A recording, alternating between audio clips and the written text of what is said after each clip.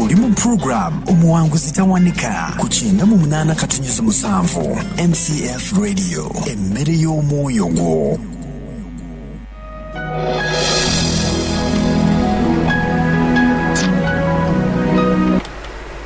Buterevu tukomya omukwano wali ku 98.7 oli mu program yonna enganzi muwanguzi tawanika. Mikwano abalungi tukyagenda maaso Mr. Kamya Samwiri era nga tuli ku kinyusi kyaffe eky'olunaku nno olwaleero ekirunaku olwaleero era nga tukyeyongera maaso Prosper Junior School Day and Boarding be batuusa ku programu yaffe enganzi muwanguzi tawanika nga basangibwa we Nabweru era nga bw'obanga weetaaga mu kaseera akafaanana bwe kati akanyovu okubatuukako registration egenda maaso bawandiisa abaana ab'obuwala n'ab'obulenzi mu kwana essomero lijja kuwa services ennungi ddala kubanga ebikwatagana ku mwana abasomesa banyuvu ddala batendeke ate era nga omwana bamuteeka ku musingi ogutya Katonda ate ne babeera n'okugyayo talanta zaabwe kuyimba sports swimming byonna mukwano babeera nga omwana wo asobola okubeera ne variety y'obulamu engeri gy'asobola okutambuzaamu obulamu bwe ebisulo birungi ddala badde omumother badde omufather bakutereningira ddala omwana wo nga bwe yandibadde waka ate n'okusingawo ddala ebisale by'essomero mukwano gwange byakuteesaako totya tokankana gendayo era nga mujja kubiteesaako gweyeralikirira entambula vans weeziri omwana wo bamugyawo wennyini ne bamukomyawo ate era ne bamuzaayo so n'olwekyo mukwano gendayo registration egenda maaso bajja kubanga bakuwandiisa bulungi era nga tukyeyongerayo wakati awo Milex Fashion Designing and Training Institute somero eriyigiriza okutunga n'okukola fashion z'engoye ez'enjawulo eri abato n'abakulu abaami n'abakyala okuva ku senior 3 n'okweyongerayo naawe omukyala asigala awaka jangu oyigirizibwe ku Milex Fashion Designing and Training Institute tosomesa okutunga uniforms culture wear nga gomesi mushana na kiyindi n'ebirala bridal wear nga changing dresses flower girl dresses ne gawuni era mu abakola abali ba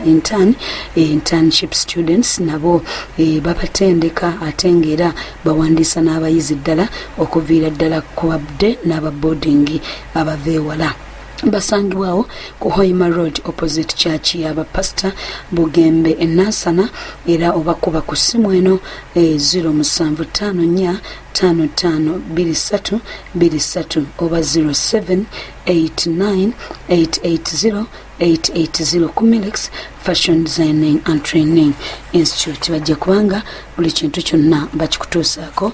bulungi. Kale mikwano abalungi katugende maaso n'omuwanguzi waffe basingo oyinza okubanga wabeerako k'omufumbo obulamu ne bwekanga ng'ofuuse singo wuno omwami Kamya myaka 10 miramba ng'afuuse nno singo ate nga addiddeyo ddala n'ewaabwe omuntu bw'ati essuubi liba likuweereddemu ddala ate bw'oba musajja gwe babeera bakwogerako nti oyo yasiraana naddala mu central wano wetuli omusajja yenna bwaddayo mu maka ga kitaawe abasiraanye ndowooza sikyogedde bubi naye mu ndaba oba osiraanidde ddala kivuga bubi wali ku kizibu ky'amaanyi naye yeesoona bw'omala okulokoka kyaki ogifudde amaka naye nga nyina ewange naye nga nsula wano nzirayo ku makya kakati kyensinga kwebaliza Katonda kisooka kwe kundokola amiina kubanga bwe nalokoka namanyirawo mu bapya ne manya nti kinali ndoonya nkituuseeko weebaza Katonda nti walokokera mu kifo ekisomesa nze nga njagala nnyo okwezuula lwaki ate luli nali njagala kwezuula ng'omuntu ng'omu kyo kyakutambuzanga mu balogo naye kakati bwe mala okulokoka ate nzuula kyakika kya famire ng'ogenza okiraba naawe okoze spiritual mapping nga basomeseza neŋŋamba taata yafa muwuulu twalabona bulabi ku makya nti yafudde taata omulala yafa muwuulu taata yafa muwuulu bataata baali basatu baafa bawuulu basenga baali babiri kakati bo bafa bannakyeyombekedde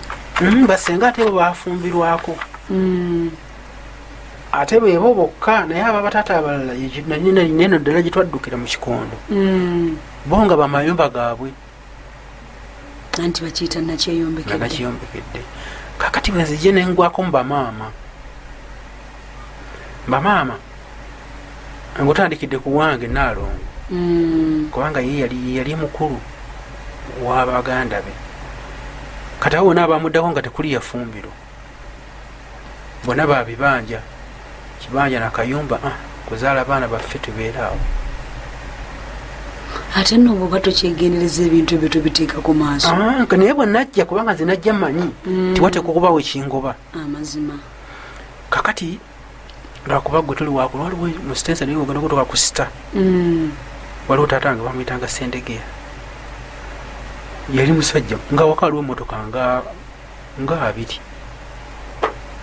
bizefa emotoka zenkola yadda bikombi kikere bibwe bityo naye nga naye yafa nga alinga omunaku taata wange yali musajja nkale simanyi nnyo bagagga badda naye nga yali mugagga naye yafa munaku yafa yeezinze nga n'abaana bali mu nnyumba baali ba myaka mito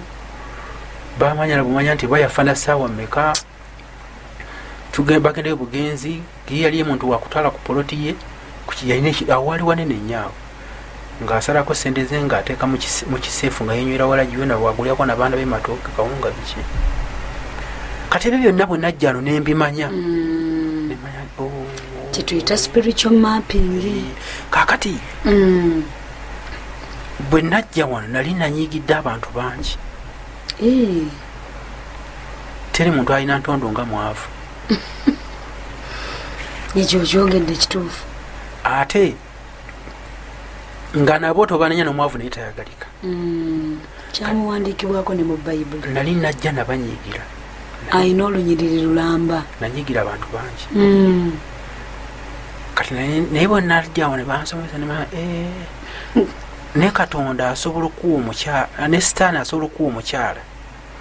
ng'ayagala kuwatteza omukyala oyo atuukirize kiri ekigendererwa kye kiri nti bwe zinawera emyaka gyaffe 5 baawukane oddeyo ku ndagaano yammwe boundaries eyo kakati nakyo nenkizuula oyo naye nemusonyiwa wali wamunyiigira maama w'abaana n'abaana naye nabanyiigira naye nabo nabo basonyiwa nemmanya nti ekituufu kyenteekedde okulwana nakyo kyekyo kati bwe najja nakyo oyogera olina byonzijukiza ne nga singa bawulira singa nange bapeera ku radio ne bawulira ngaoyogera bwe najja kale naye tugenzeeyo katono neneebaza Katonda okundokola kubanga nze olunaku lwenayatula nti ndokose obulamu lwange lwatandika okukyuka bwe nagenda nga ndwawo ne baganogande Samuwa yatunze ettaka lye kwe kubanga ki nga embeera ekyuse ng'ebyali byezinze nga bitandise nga ebintu bikyuse nga embeera ekyuse nga ntandise okutereera ntandise okulaba ebintu ebirungi ntandise okulaba emikwano ntandise kati Katonda kyasooka okunyamba kisooka obukulu kyogedde kundokola kati ate najja nansisinkanya abantu abalungi yansisinkanya omwami Tamale nga ye mulokole buli kintu kyonna nga kimenya nti bw'oyita wano okwata wano bw'oyita wano okwata wano bw'oyita wano okwata wano ebintu bingi nebira sijja kubyogera nabeera mukwano gwange nankwasa mukyala waffe Musumba Edisi kati nga ye musumba wange kakati awo nenyumirwa ekintu nenkamala kakati mutima gwange nina okwejjusa lwakuba mu Katonda tebakeerewa naye nga nakeerewa nnyo bannange kakati ogasinga najjajja bululu wamaddala kubanga nawuliranga ngembi nga ebiri na wali waffe nga tuwulira bulungi kyaki program bwezigenda mu maaso naye nga tebinyingira na mubungo kati ebyo byonna binnuma singa nalokoka dda katubeera wano Mukama alina ekiseera Musumba Edisi nga omwami amunkwasizayo musumba wange ngwembuulira ebintu byange byonna Mukama nkoze bulungi andaze obusibe abukujjidde ku kikolo kati nasooka okuloota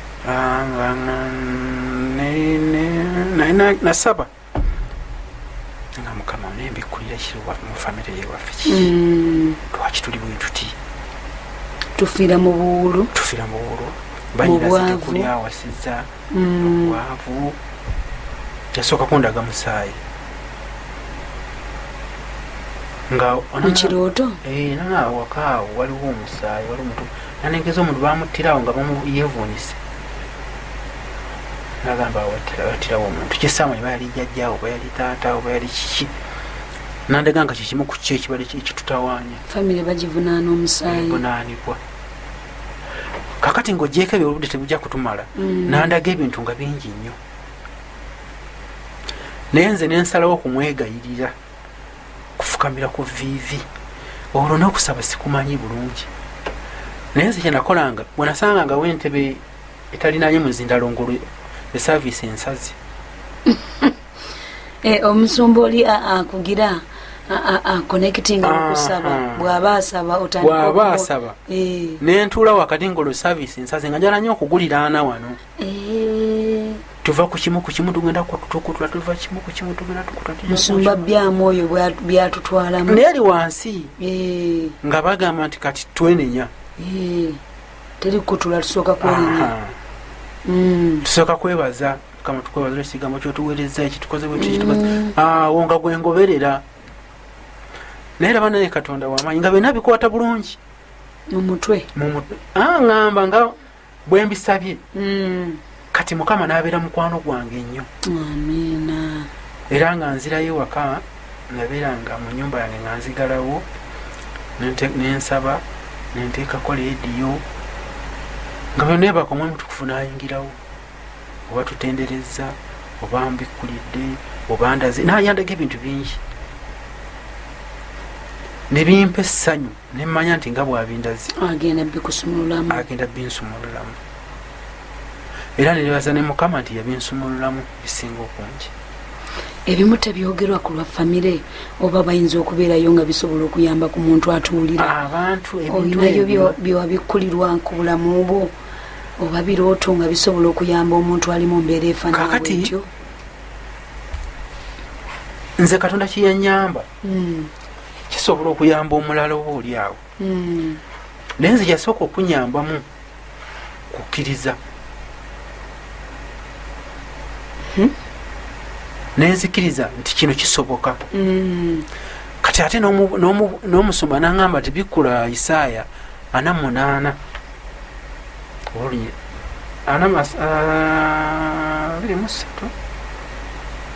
omuli ekigamba nti tojjukiranga byasooka okubaawo 3:18 so tojjukiranga bigambo byadda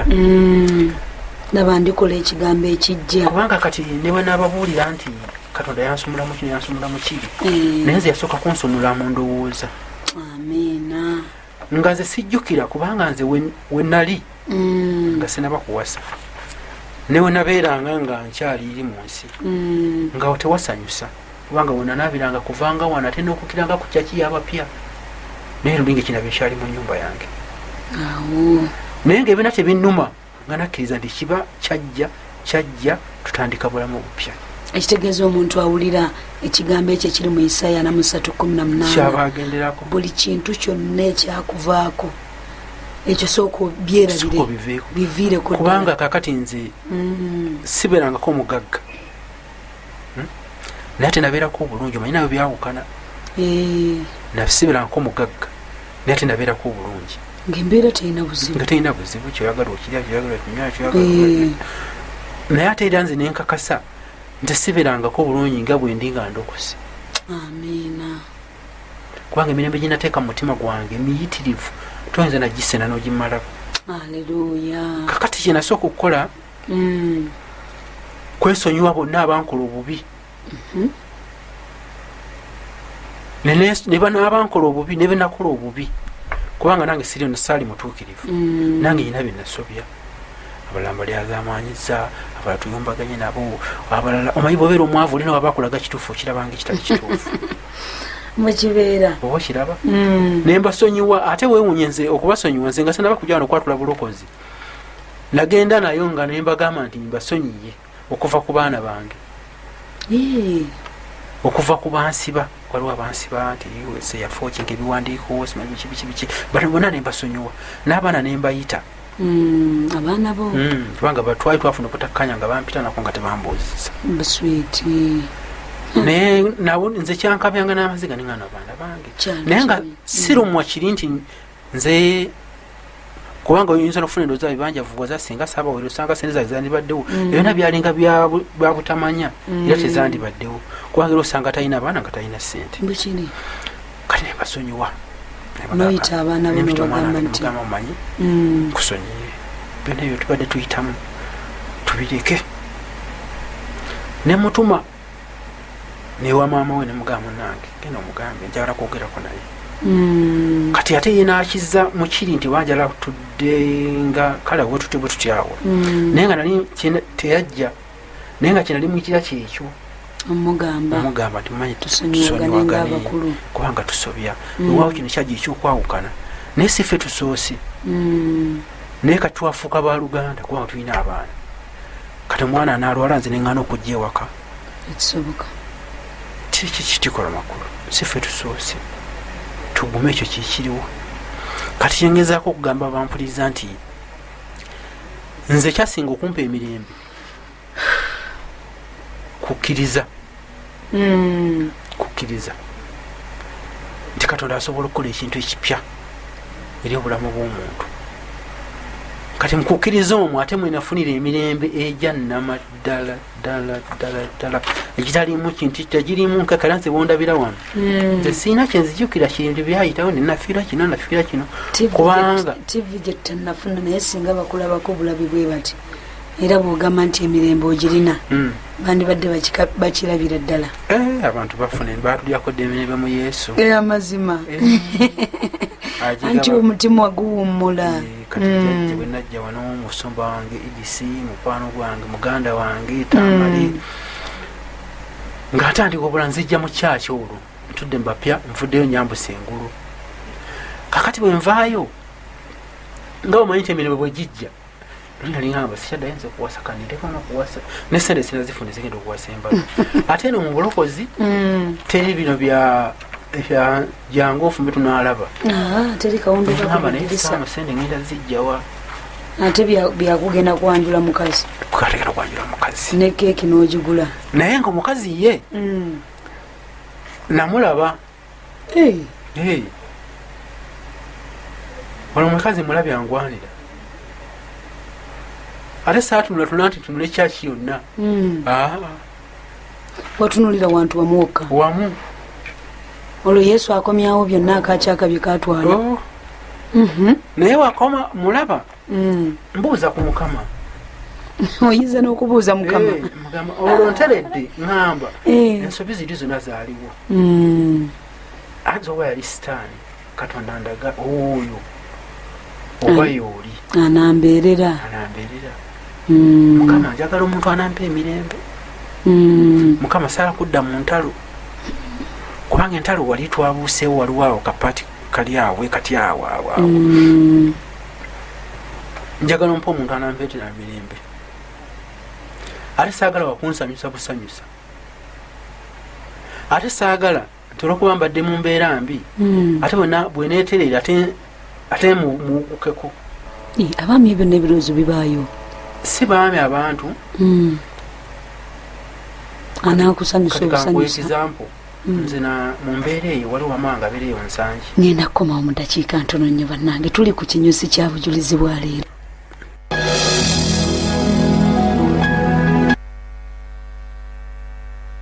butereevu tukomyewo mikwano abalungi oli ku 98.7 programu y'enganzi muwanguzi etawanika Prosper Junior School Day and Boarding bebatuusako programu eno ey'abawanguzi teweerabira nti nnaku z'omwezi nga 19 tugenda kubeera n'abaana abasoma okuva ku senior 1 mpaka ku university ng'abaana badde bajja batuwa obujulizi okuva ku bbalaza omwabawulidde ate nnaku z'omwezi nga 2 tugenda kubeera ne basingozi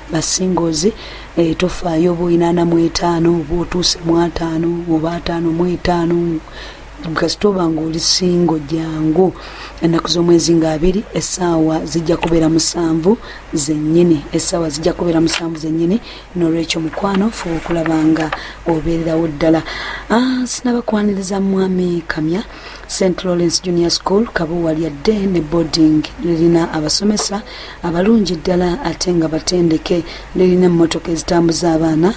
balya bulungi n'ebisulo bya mulembe, ekifo kisirifu ate nga kigazi bulungi. Basangibwa Kabuwa Church Zone ku Gabunga Road. Bayita abazadde baleeta abaana okwewandiisa kugenda mu maaso okumanya ebisinga okuba ku ssimu zino wammanga 077420506 oba 077220506. mukwano kkiriza nti Katonda agenda kukola ebikulu n'ebyamaanyi. Tukyagenda maaso eddakiika zino nno mukulu Kamya zetulimu z'abakubi b'amasimu z'abakomentinga naye basingo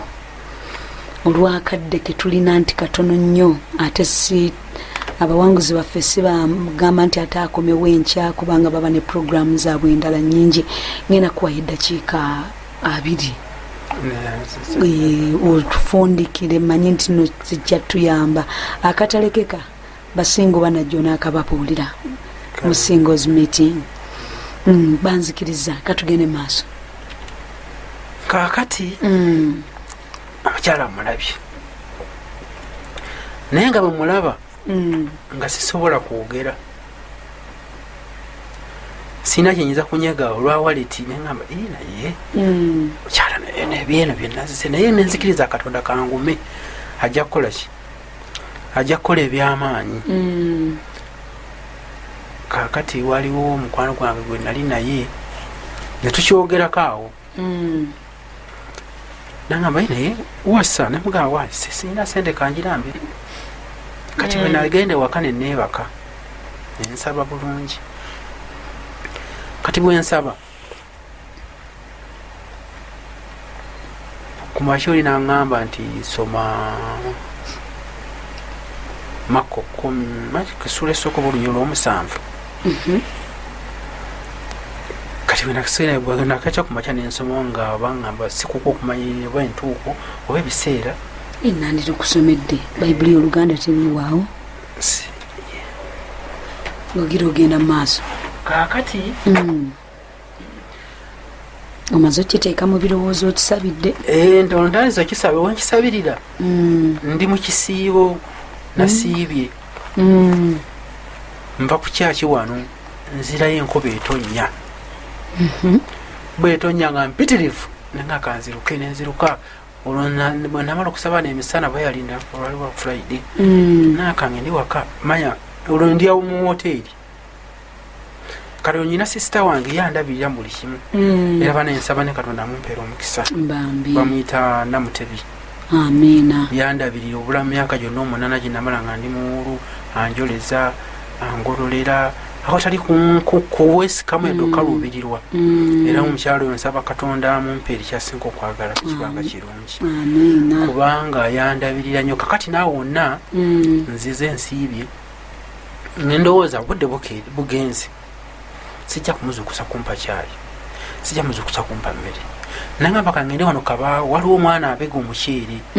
apaakinga mu kaveera oba oliiraawo bintu nga bwemanyi ebyekiwulu bya kikomando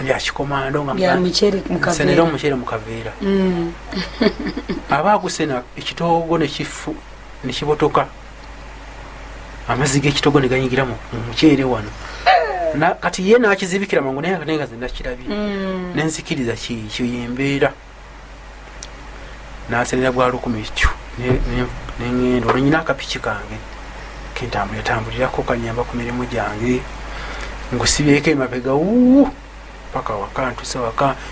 ngulidde siguyeno nakusowaani najiganga kavene kagufulumya nenteka bwomanyi sitaani akolemerwe kakati kati onyize kaveera nyiga kaveera muli muwuutira aha nkulengera guweddewo fusa nagulanga amazzi agalwenzooli nga tegaggwayo waka amala nga nteekako ekizi kyange naye nga awo naninyweddewo kakyayi naye nga nakafumba waali nga tewali kati bwe bukya ku makya neŋŋamba katonda ono nti awalaba asobodde bino byeyandaze nekinakisobola kwegamba olunaku lwawulira nga embeera olwa embeera nensindika kuddayo gye nali kiteekeddwa okuba n'omukyala ey'ekiwulu eyo ekiwulu nga ndaba obulamu buganye negayirira mukama nenyigira mu kyaki omwo nenfuna empagi gyenjiikirizaamu nengifukamirako nenegayirira mukama nteekeddwa okuba n'omukyalo wange mubakazi bano bonna bano nteekeddwa okuba naye olwo zino meeting watandika okujja wano meeting z'abasinga wafunayo chance okugendayoko nagendayo mu miti z'abasinga ate bwe nagendayo ate zo zanzuukusa nnyo obwongo nemade kitegeeza nkyasobola kubanga eri sitaani gye yali yansuula nga yanfumya omubiri n'omutima n'endowooza zange zonna nga zasanyalala nenze gambye okuva linalokoka kintu nekizuukuka nendaba nga nkyalina muto watuukayo koko mu basingo nga abaami gye bali abenkana emyaka gyo n'abansinga n'okuyisaawo nga nabo bazze kunoonya katonda ate kati nze nabaleka naye kubanga nze mukama ate yanziza nabuto nabalekayo amazima omanyi mu bulokozi muno omuntu asobola okukuleka asobola okuleka olw'endowooza endowooza kikulu gwe nakuleka ku geti ye nayingira naye nga gwe endowooza ekulemeseza wano tovaawo ate nembulokozi muno teka okuba n'okukiriza kubanga zinakkiriza nti ngenda kuwasa embaga naye nga nayina mukwano gwange namugamba nayeseba oyo mwami tamale kuba yesijja kutya kumwogera nasobola okuwasa embaga nagamba bw'obanga bwogenda ogiwasa gwe saamu gisobola naye bw'ogamba katonda wamaze dda statement nungi naye bw'ogamba nti nze saamu ngenda kuwasa biveeko totawaana kuwasa naye bw'ogamba nti katonda njagala embaga ogimaze totawaana kutawaana bunoonya mukyala naye ngaomukyala nze namulaba dda era nga nakkiriza naye nga katonda kisinga wabaawo ekisoboka kyonna yooyo mbambi kakati awo nenzirayo ku viivi nenjikiriza empagi nensaba katonda nzijemu embeera omanyi omuntu omanyi nekisinga kino tolabanga muntu yabeeranga n'abantu okubeera obwomu nakyo kibi nnyo kyabulabe kubanga n'okomawo mu nyumba nga walina abantu abaana bazanya omukyala ali wali bagenda kufumba kamere muli ekakyayi n'okunyumya obunyumya n'omuntu kubanga zinabeeranga mu nyumba nga ne rediyo saagala giteeka kujjako okuteekako enjiri nga saagala giteekako naye bwobeera ne muntu munno munyumya naye bwobeera obwomu osika oluusi bwotobanamu nti wandi mulokole osika birowoozo bibi osika yikundi nemuyamba mumbeera n'atandabawo gundi nemuwa kino ebyo obeeramu nga olowooza bulowooza n'otandika n'okulowooza ne kubaafa singa jjajja teyafa singa notulina jjajja singa mama teyafa singa ndi wa mama wange oli mukayumba wekka era nze saabeeranga mu nyumba nabeera bwe nabeeranga sinaba kulokoka nga nyina nazanyanga nnyo draft eyo nali mwagala nnyo ahubwo nalokoka nembisuula kati nga ngenda eyo ndema okubeerawo mu nyumba kubeera mu birowoozo obulumi obutubutegedde abaami ababeere kakati mulaba myaka 45 ali mu nyumba yekka alina obuzibu mukwano babeera n'obuzibu bunene era bukyetaaga netubasabiranga nobasabira otugolokosezza tujja basabira omuntu bwolabanga omuntu yalina sente eziragwako wakusabira nnyo era omukyala nga takyamwina yalina famire nga takyagirina bira twekaliza eno bwekaliza lwakuba bira tolina kyakukola kubanga tezinabeeranga awo wenalyanga ekyeggulo oluusi nga nze mukulu aliwo mu myaka tukayanira ebikomando n'abaana bange baana ba myaka 18 nze ngenda kuweza 5 agamuzeyi tuviire naye nze nagubeganga naye nga kinnuma bambi okiraba nga oteekwa kukabirira katonda akugimu ekintu kati munaine negayirira katonda kati wenemwegayirira mukama tumwebaza nampa omukyala nemwatulira asooka kubeerabeera awo musabye mugambe nsagala obeere musumba wange nyina obuzibu bwange nyina biki nyina kino nyina kiri kate nga naye yambuulyako ku mutima nemanya nti nze ndi mu kintu kyennyini kangutwalire ddala mu nnyumba gubeere gwange tewefunidde musumba nga nefunidde omusumba owayi musumba beti nankumba nga mbeera n'omusumba beti nankumba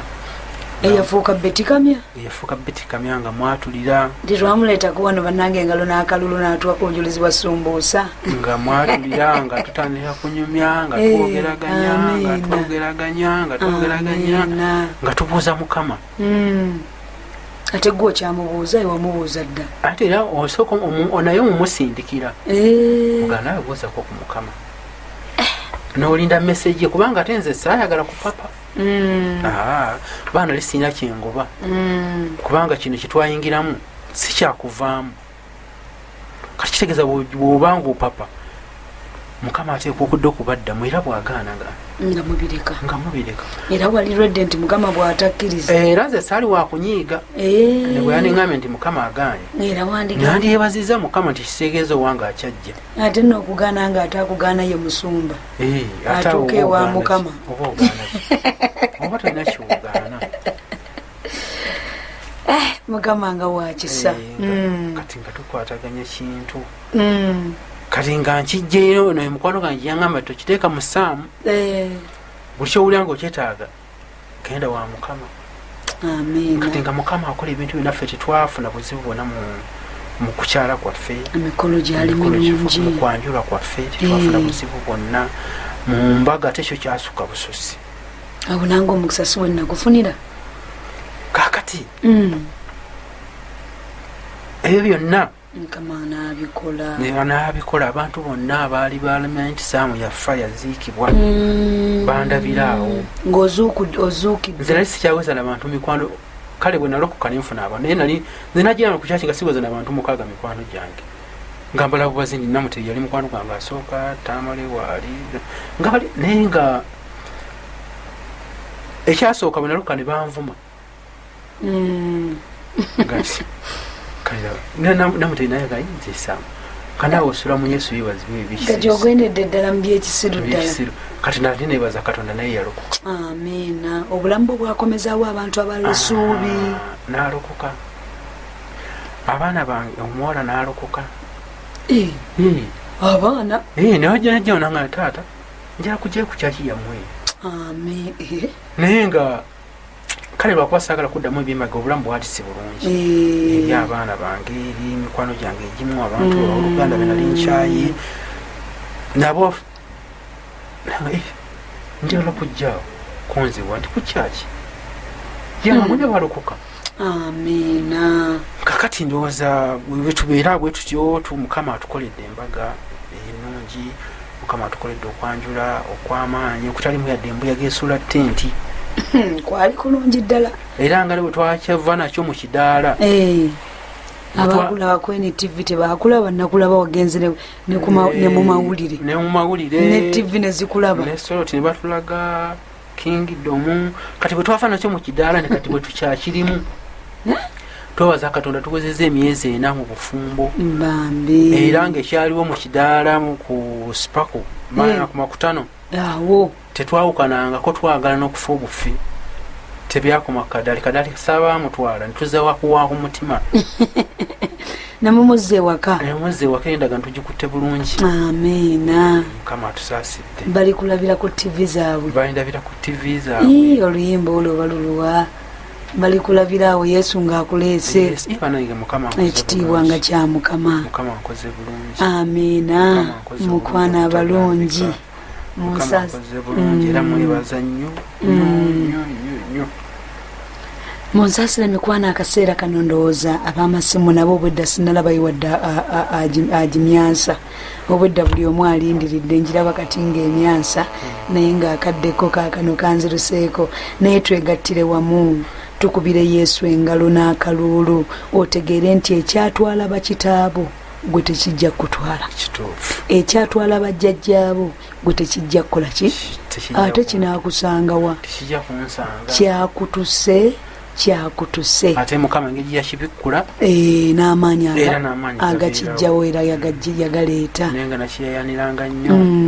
kati abantu ffenna omuntu olina embeera gy'olimu oteekeddwa okwezuula ffenna tetuteekeddwa kubeera kwetutyo wezuula kati kibanga omuntu obeera mulwadde typhoid naye bakuba tulera ya malaria nga ddagala ya malaria tosobola kuwona kituufu ate olya typhoid bakuba empisa emu noddayo n'emmere n'olya n'otereera n'obuuka mikwano gyaffe abalungi akaseera kaffe mukwano keeko ddala sisobola kusukka wano essaawa zaffe zeezo twagumiikiriza tukubire Yesu engalo n'akalulu ak'amaanyi mu byonna olunaku lwaleero tubadde n'omuwanguzi waffe omwami